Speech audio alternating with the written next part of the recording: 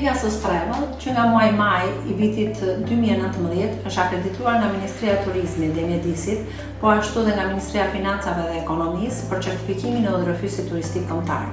Kualifikimi profesional i udhërrëfysit turistik kombëtar duhet mbulojë dy fusha. Fusha kryesore është njohuri mbi Shqipërinë dhe njohuri mbi teknikat e guidimit.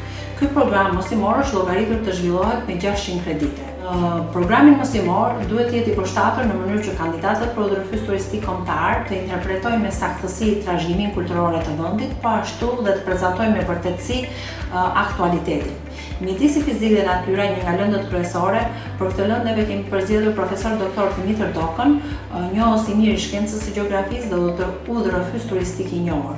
Për lëndën arkeologjia, prehistoria dhe antikiteti i Shqipërisë, neve kemi përzgjedhur arkeologun Gjergj Vinjaho, po ashtu udhërrëfys turistik prap i mirënjohur. Për lëndët historie e Shqipërisë, neve kemi përzgjedhur doktorën e shkencave Elvira Bollobani.